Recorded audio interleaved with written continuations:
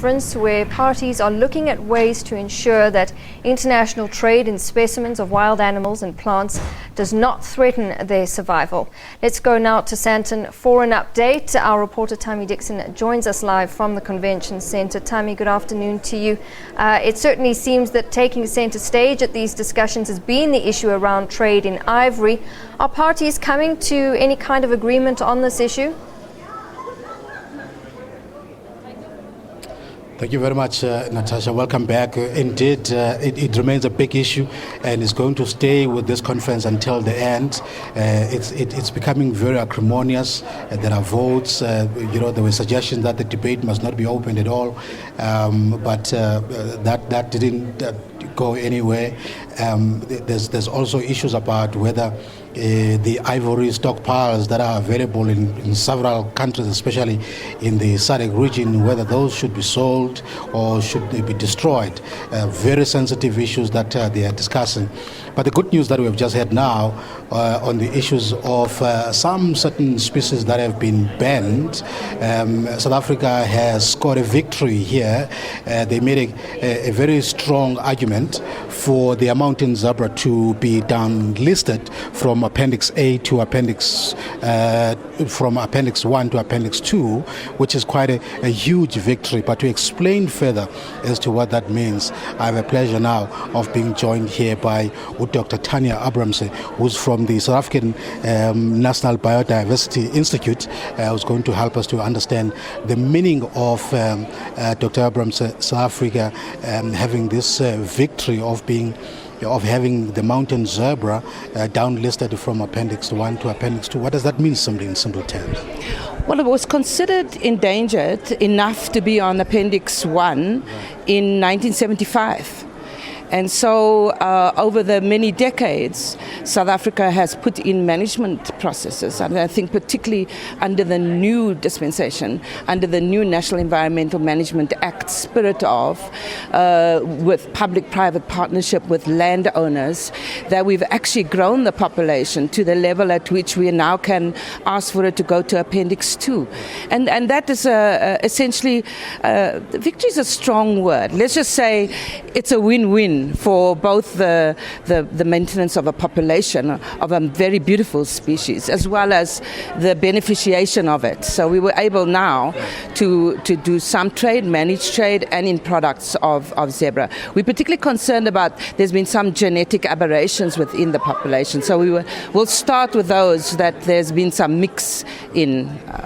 Okay, let's just explain it further. Is that a decision was taken way back in 1975 to ban the sale or the trade in mountain zebra in South Africa.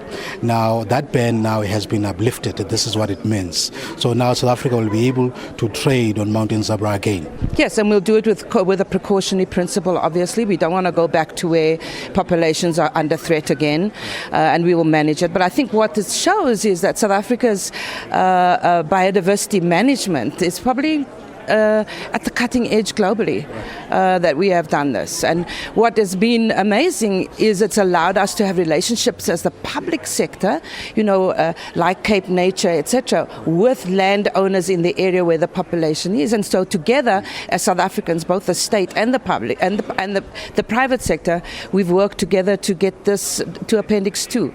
And now we shall have a managed trade and use of these products. Where do we stand now on the question about trading in rhino horns? I know it's a big issue here. There are countries who are actually pushing for that they want to be allowed to be able to trade in rhino horns. In some countries, they want ivory to also be allowed to be traded in the international market. Where do we stand in South Africa? Thami, we know there's been a slight dip in rhino poaching, but we can't afford to be complacent. But what we must do is understand why everything that we have done so far has not made a major dent in rhino poaching. And so I think the Minister Molewa, has been very brave. She had a commission of inquiry, and she brought in sociologists, economists, biological management people, and made it very open, had a public process, had a very transparent process to reveal the information. Because we we have to be very pragmatic here.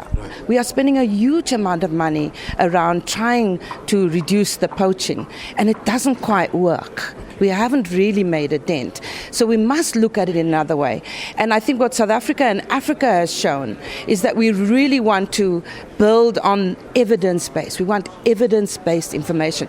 And remember that evidence-based is not only from sort of traditional scientists, it's also from communities around who are coalface to this problem.